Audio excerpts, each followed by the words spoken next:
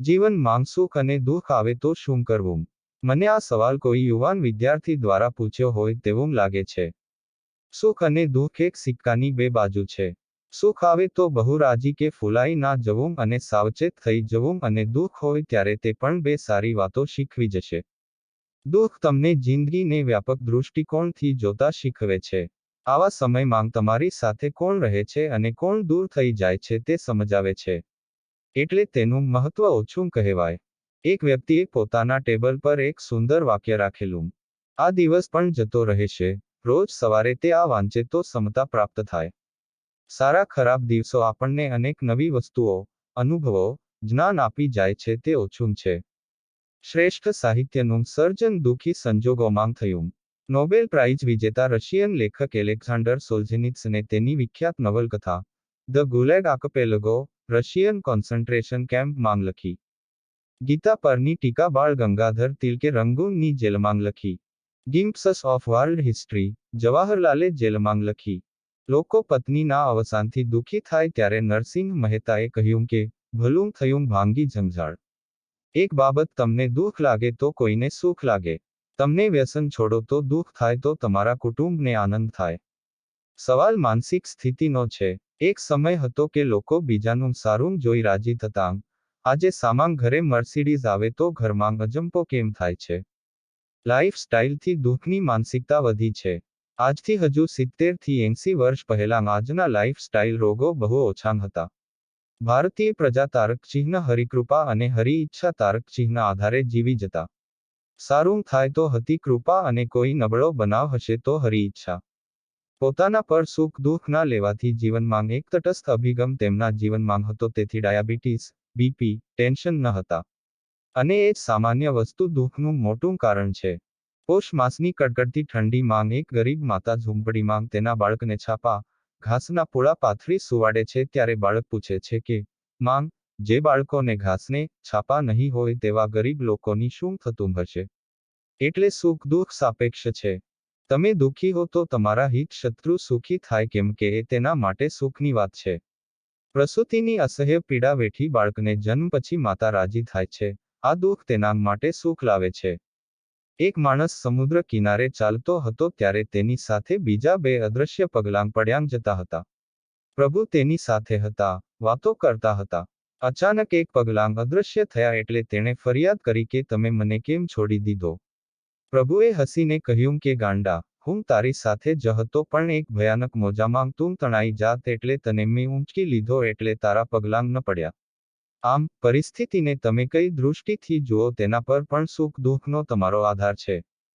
સામાન્ય રીતે મૃત્યુ દુઃખ ગણાય, પણ ઘરના વડીલ મોટી ઉંમરે પીડાથી રીબાતા હોય ત્યારે દુઃખદાયક મૃત્યુ તેમને પીડા માંગથી છોડાવે તેવી આપણે મનથી પ્રાર્થના કરીએ છીએ. એ સમયે દુઃખ સુખ થાય છે. એટલે આવી નાની નાની બાબતો અલગ રીતે જોશો તો સુખ દુઃખ માંગ ધીરજ આવી જાય. ભગવાન બુદ્ધને એક સ્ત્રીએ પોતાના બાળકના મૃત્યુથી ભારે વિલાપ કરી પુત્રને જીવન આપવા આજીજી કરી. બુદ્ધે એટલું જ કહ્યું કે જે ઘરમાં કદી મૃત્યુ ન થયું હોય તેવા ઘરના રાઈના દાણા લાવી આપ એટલે તરો પુત્ર જીવંત કરું. હવે આવું કદી બને નહીં એટલે સ્ત્રી પણ સમજી ગઈ.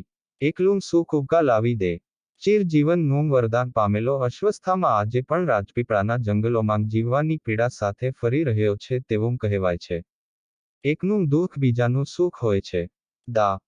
આઝાદી પછી અંગ્રેજોને આવો સારો મોટો દૂધની ગાય જેવો દેશ અને અબજોની આવક છોડી જવું પડ્યું તે તેમનું દુઃખ ભારતવાસીઓ માટે મોટું સુખ લઈને આવ્યું.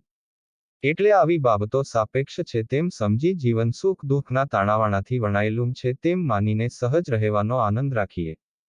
મિસ્ટર ઇન્ડિયા માંગ અનિલ કપૂર દ્વારા ગવાયેલું જિંદગી કી યહી રીત હૈ સાંભળો. સારી સમજણ આપે છે. જિંદગી કેટલી સરસ, હસીન, ઉત્સાહ અને રોમાંચક તત્વોથી ભરેલી છે તે સમજવા જીન્સ ફિલ્મનું અજુબા ગીત સાંભળો. મન જ્યારે ઉદાસ થઈ જાય તો નીચેના કેટલાક પ્રોત્સાહન આપતા ગીતો સાંભળો. ભારતીય ફિલ્મોના કેટલાક ગીતો જીવનની બેમિસાલ ફિલસૂફી સહજ રીતે શીખવી જાય છે. છેક પથ્થર યુગથી આજ સુધીનો માનવજાતના વિકાસનો ઇતિહાસ ચડ ઉતર અને રોમાંચક રહ્યો છે. વૃક્ષોની છાલ પહેરતો માનવી અવકાશયાન લઈ બીજા ગ્રહ સુધી પહોંચી શકે છે. ફિનિક્સ પક્ષી જેમ પોતાની રાખમાંથી ફરી ઊભું થાય છે, તેમ માનવજાત જુદી જુદી આપત્તિઓમાંથી પણ બહાર આવતી રહી જ છે, તેમ સુખ દુઃખ કઠણાઈ પણ આપણને સૌને મજબૂત બનાવીને કંઈક નવું શીખવીને જાય છે. કિશોર કુમારના પ્રથમ 10 શ્રેષ્ઠ ગીતોમાં હું પ્રથમ ક્રમે મૂકું છું તેવા એક ગીત સાથે આ લેખ પૂર્ણ કરીએ. કોરોનાના ગમગીની ભર્યાંગ માહોલમાં હોઈએ અને ઉદાસી અનુભવો અથવા નિરાશા વ્યાપે ત્યારે આવા બીજા 2 ગીત પણ અચૂક સાંભળવા હું વાચકોને આગ્રહ કરું છું. કાયમ ઉત્સાહ, હિંમત આપે તેવા આ સુંદર ગીતની પંક્તિઓ સુખ દુઃખ માંગ રાખીએ. कहां तक ये मन को अंधेरे चलेंगे, उदासी भरे दिन कभी तो ढलेंगे. कभी सुख कभी दुख यही जिंदगी है, ये पतझड़ का मौसम घड़ी दो घड़ी है. नए फूल कल फिर डगर में खिलेंगे, उदासी भरे दिन कभी तो ढलेंगे. ભારે ભાવવાહી ગીત છે. ઉદાસી, હતાશામાંથી બહાર આવી જશો. કિશોરે કુમારે આ ગીત ફિલ્મ બાતો બાતો મેં માટે ગાયું. આવો દર્દીલો, ઊંડાણનો અવાજ ધરાવતો કલાકાર પૃથ્વીના પટ પરથી પોતાનો સમય પૂરો થતાં જતો રહ્યો અને યાદો રહી ગઈ. બીજું ગીત ફિલ્મ સૌતન નું લતા મંગેશકરે ગાયેલું જિંદગી પ્યાર કા ગીત હૈ અને ઇમ્તિહાન માંગ કિશોર કુમાર દ્વારા ગવાયેલું રૂક જાના નહીં તુમ કહી હાર કે. ટૂંકમાં હારવું નહીં, નિરાશ થશો નહીં.